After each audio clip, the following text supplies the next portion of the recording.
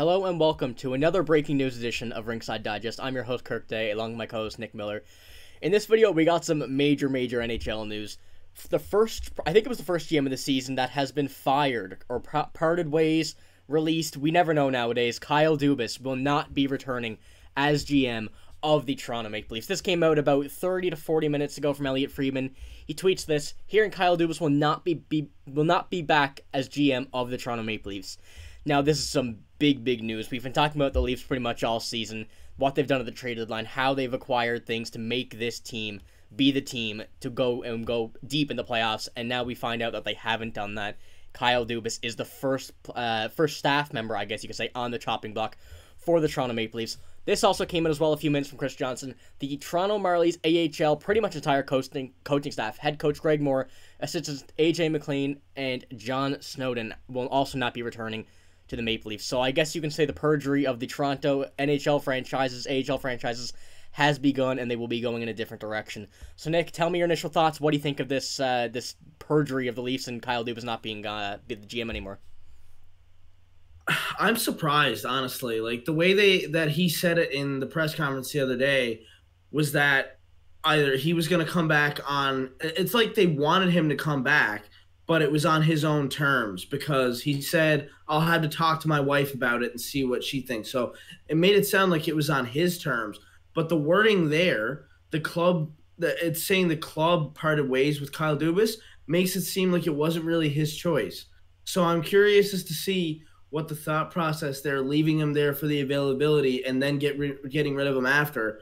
And I'm just curious to see what comes next, because Brendan Shanahan can't be there too much longer either. Yeah, speaking of Brendan Shanahan, we also have this coming out as well from Chris Johnson. Police confirm that Kyle Dubas is out. Brendan Shanahan will meet with the media at 3 p.m. Eastern time, I would assume, this afternoon. So we'll see now. That's not happened yet. That will happen in about 2 hours from the recording of this video, but we'll have to see what he says, because, like you said, this is very surprising. I didn't expect it this soon. The Leafs, we knew that the Leafs were going to make some moves. I really didn't expect it to be Kyle Dubas at first. I didn't. That's just on my idea, but he wasn't the problem with that team. He built an absolutely incredible team, as you can see by getting Ryan O'Reilly, getting Jake McCabe, getting players they needed to get more physical. As you can see, they beat the Toronto Maple Leafs in the first round. The Tampa Bay Lightning in the first round. They got past that hump that they could never get past for 19 years. He did that. That team was incredible, and they just lost the second round to the Florida Panthers, who are absolutely on a hot streak, as we've seen from the game last night as well. So I don't think you can blame that on Kyle Dubas. He's not coaching that team. He's not telling them what to do. He can only make the team. He can do as good as he did, and he did fantastic this trade deadline. That team had a lot of problems, and a lot of those problems were stemmed within the group downstairs, not upstairs. It didn't really. I don't think that the group upstairs had anything to do with the problems that were going on in that locker room and the problems that were going on ice. The lack of effort, the coach even. I don't know what Sheldon Keefe is going to – I don't know how long he's going to be around after that, because Kyle Dubas definitely was less of an issue than him. I mean, I think Kyle Dubas here is paying the price for the team's lack of effort and the lack of success, because he did not do a single thing wrong in that office as GM of the Toronto Maple Leafs. He always made the right move, except for that Kadri trade, but Kadri had to go, and that was just something where I guess maybe he didn't have a bunch of leverage, because everyone knew the Leafs were trying to get rid of Kadri at that point. But either way, that's one bad move in like 4, 5, 6 years with the Toronto Maple Leafs. And I just think that there's a lot of problems in that franchise, and Kyle Dubas was not one of them. He was one of the brightest stars in that franchise. So I don't agree with this move at all. Yeah, it almost seems like the Maple Leafs were pressured to make a move a lot sooner than they wanted to, and they just decided to start from the top down and go with Kyle Dubas. Now, I don't follow the Toronto Maple Leafs as heavy as I do the Minnesota Wild, and so I don't know. From what I've seen, though, because we live in Canada, so that's pretty much all we see is the Maple Leafs. From what we've seen, I don't think Sheldon Keefe was a good coach. I may be wrong, because I didn't watch every game. I didn't watch all regular season games. I don't like Sheldon Keefe as a coach. I would have started with him. I know you had to make some different moves to be able to go in the order you want to be able to change your direction as a franchise, but I don't think that Kyle Dubas was the right move to make first. But now that he's gone, they don't have a GM, or it's going to have to see what happened, because what's going to happen, because there's not very many big-name GMs out there right now that are free agents. So if the Leafs are probably going to go from internal, they're going to get someone just like the Flyers said. I think it was Keith Jones. That's his name.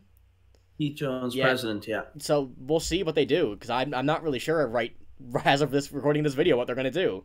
But I think the Leafs were pressured to make a move, and that's why they did this right away, pretty much. Well, my prediction would be Jason Spezza, because you see a lot of teams going with former players now. Like the Flyers named Keith Jones president, but Danny Briere is their GM. Yeah.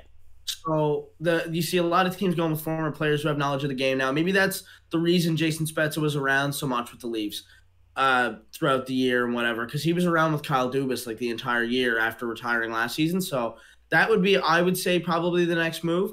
Maybe you will hear more about it at 3 o'clock Eastern. But what you said about Sheldon Keefe is, I completely agree. I don't think Sheldon Keefe was that good of a coach. I mean, the definition of insanity is doing the same thing over and over again and getting the same result and trying again, right? And keep expecting a different result. And he did the same thing over and over again. I mean, that's probably part of the reason Kyle Dubas has gone to, because maybe he was the one that decided to keep Sheldon Keefe throughout all those times, and it just wasn't working out. I mean, like after Mike Babcock was gone, we all know Babcock had to go at that point, but I don't think Sheldon Keefe should have been given a leash, or should be given a leash as long as he's getting right now. However, I do think the next GM will probably have a bigger say in what goes on with Sheldon Keefe than Kyle Dubas. I don't know. I'm really looking forward to seeing what happens here. Yeah, and now this is all fresh too, so there's not very much out at this point, and we will be getting more within probably the rest of the day, like the rest of the week, you know. So we'll be able to see. That's all we got for this video, though. If you want to see more breaking news videos like this, see what happens in the future with Kyle Dubas and the Toronto Maple Leafs, make sure to subscribe to the channel, because we'll be going through all of it. Make sure to like the video as well if you enjoyed, and thank you for watching.